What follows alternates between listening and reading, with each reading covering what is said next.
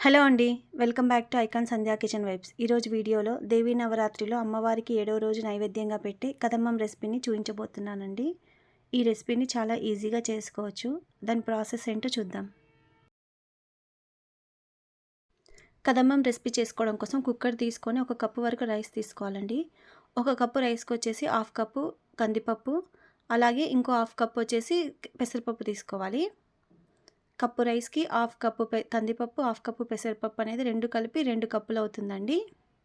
ఇలా తీసుకున్న వాటిలో వాటర్ వేసి మనం క్లీన్ చేసి పెట్టుకోవాలి. మీ దగ్గర టైం ఉంటే ఒక హాఫ్ అన్ అవర్ మనము నానబెట్టుకోవచ్చండి. నానబెట్టకుండానే డైరెక్ట్‌గానే చేసేస్తున్నానండి. మనం 1 కప్పు రైస్ తీసుకున్నాం. అలాగే 1/2 కప్పు కందిపప్పు, 1/2 కప్పు పెసరపప్పు తీసుకున్నాం కదా!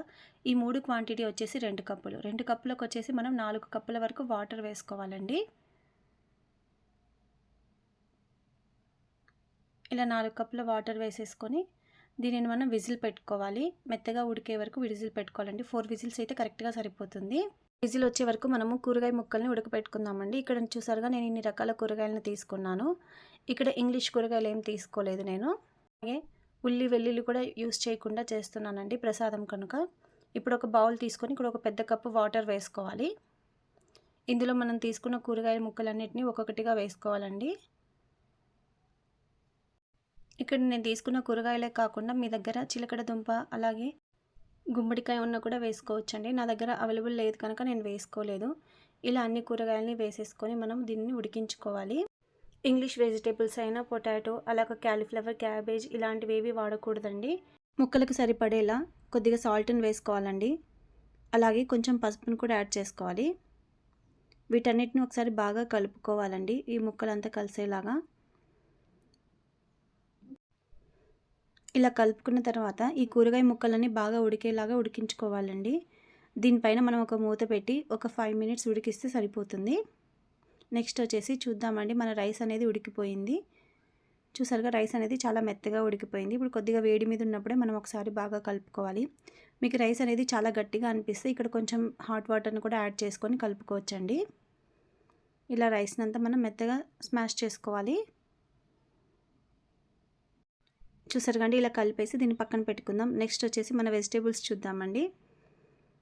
వెజిటేబుల్స్ అనేది ఆల్మోస్ట్ ఉడికిపోయాయండి. దీన్ని ఒకసారి చెక్ చేసుకుందాం మనం. ఇలా వెజిటేబుల్స్ని గరిటెతో తీసుకొని ఒకసారి చాకుతో ఇలా మనము చెక్ చేద్దాం. చూసారు కండి, పర్ఫెక్ట్గా ఉడికిపోయింది. ఇలా ఉడికిపోయిన కూరగాయ ముక్కలలో నేను ముందుగా ఒక పెద్ద నిమ్మకాయ సైజ్ అంతా చింతపండుని తీసుకొని నానబెట్టుకొని ఆ రసాన్ని తీసానండి. ఆ చింతపండు రసంని ఇందులో వేసేసుకోవాలి. అలాగే ఇందులో 1 టీ స్పూన్ వరకు కారం వేసుకోవాలండి. దీన్నంతా ఒకసారి కలిపేసుకుందాం ఈ వాటర్లో.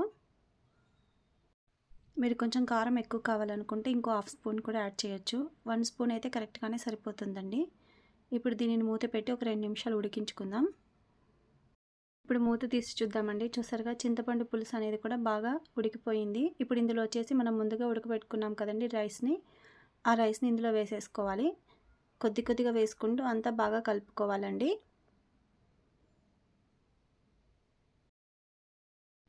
ఈ రైస్ అంతా బాగా కలిసే వరకు ఇలా బాగా కలుపుకోవాలండి దీన్ని.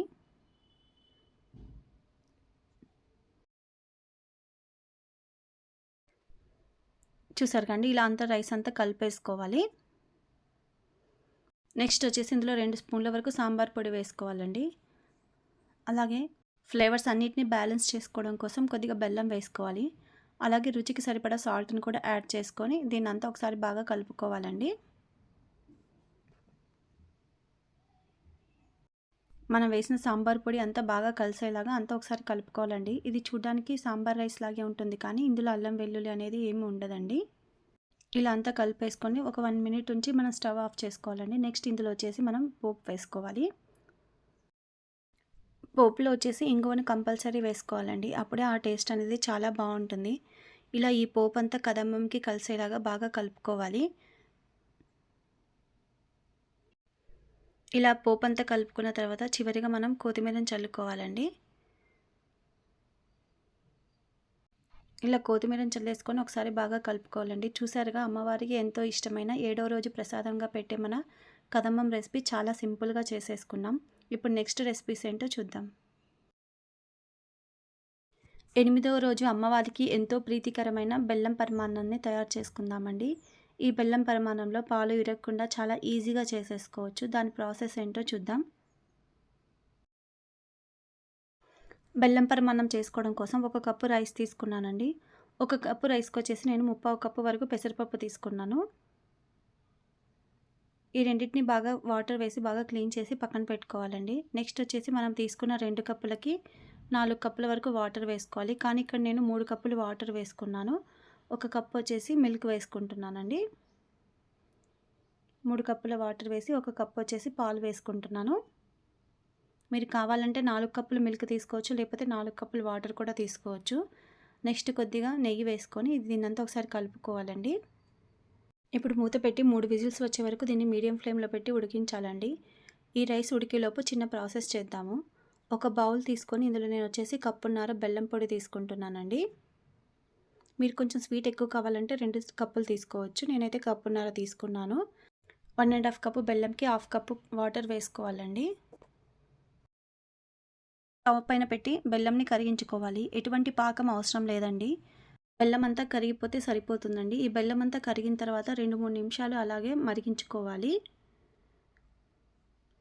నెక్స్ట్ వచ్చేసి రైస్ చూద్దామండి. చూసారా రైస్ అనేది ఉడికిపోయింది. ఇప్పుడు దీన్నంతా ఒకసారి మనం గరిటెతో స్మాష్ చేసుకోవాలి.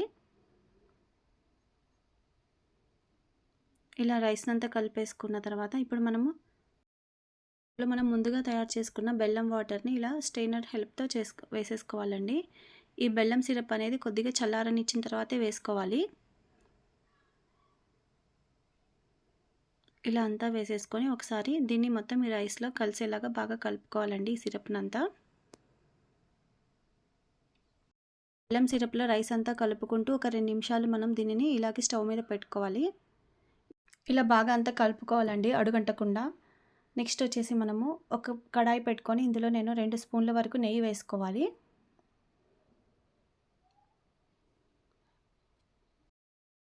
నెయ్యి వేడైన తర్వాత ఎండు కొబ్బరి ముక్కల్ని చిన్న చిన్న ముక్కలుగా కట్ చేసి వేసుకుంటున్నాను. వీటన్నిటిని కొంచెం కలర్ చేంజ్ అయ్యే వరకు మనం రోస్ట్ చేసుకోవాలండి. ఇలా కొద్దిగా కలర్ చేంజ్ అయిపోయిన తర్వాత ఇందులో వచ్చేసి కొద్దిగా జీడిపప్పు పలుకులు వేస్తున్నాను. వీటిని కూడా కలర్ చేంజ్ అయ్యే వరకు ఫ్రై చేసుకోవాలి లో ఫ్లేమ్‌లో పెట్టేసి. అలాగే కొన్ని కిస్మిస్ కూడా వేస్తున్నానండి. ఈ డ్రై ఫ్రూట్స్‌ని అంతా బాగా రోస్ట్ చేసుకోవాలి.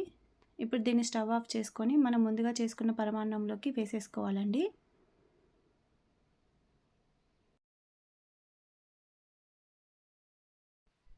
చివరిగా ఇందులో కొద్దిగా ఇలాచీ పౌడర్ వేసుకోవాలి. అలాగే పచ్చకర్పూరంని ఇలా కొద్దిగా పొడి చేసి వేసేసుకోవాలండి. ఇప్పుడు ఈ పరమాన్నంనంతా బాగా కలిసేలాగా కలుపుకుందాం. చూసారుగా అండి అమ్మవారికి ఎంతో ప్రీతికరమైన పరమాన్నం రెడీ అయిపోయింది.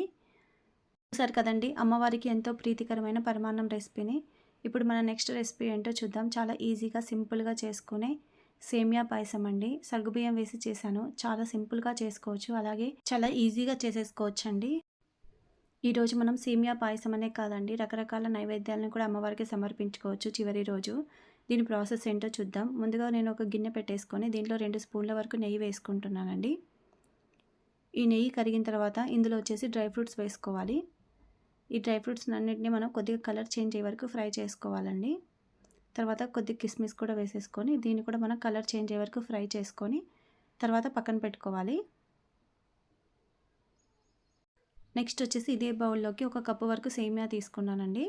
ఈ సేమియాని కూడా మనం కొద్దిగా కలర్ చేంజ్ అయ్యే వరకు ఈ నెయ్యిలో ఫ్రై చేసుకోవాలి. ఇలా ఫ్రై చేసుకున్న సేమియాలో 3 కప్పుల వరకు పాలను తీసుకుంటున్నానండి. ఈ పాలనంతా వేసేసుకొని ఇందులో ఒకసారి బాగా కలుపుకుంటూ దీన్ని మనం ఉడికించుకోవాలి. స్టవ్ని లో ఫ్లేమ్‌లో పెట్టి దీన్ని ప్రాసెస్ అంతా చేసుకోవాలండి.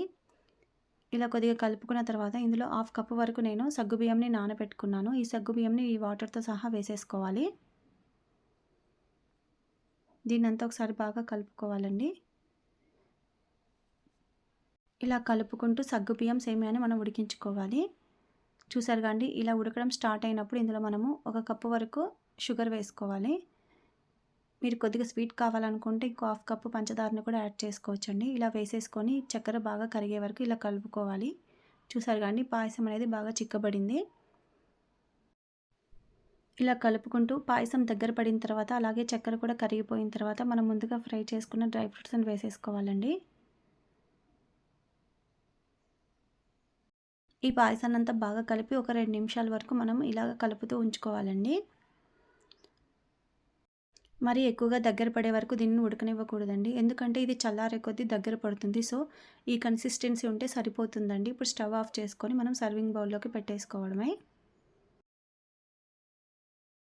చూసారు కదండీ! చివరి రోజు మనం అమ్మవారికి నైవేద్యంగా సమర్పించే సేమియా పాయసం రెసిపీని కూడా తక్కువ టైంలోనే చాలా సింపుల్‌గా అలాగే చాలా ఈజీగా తయారయ్యే ఈ రెసిపీస్‌ని మీరు కూడా తప్పకుండా ట్రై చేసి అమ్మవారికి నైవేద్యంగా సమర్పించండి. ఈ ప్రసాదం రెసిపీస్ మీకు నచ్చినట్లయితే ఈ వీడియోని లైక్ చేయండి, షేర్ చేయండి, సబ్స్క్రైబ్ చేసుకోండి. అలాగే పక్కనున్న బెల్ ఐకాన్‌ని యాక్టివేట్ చేసుకోండి. Thanks for watching.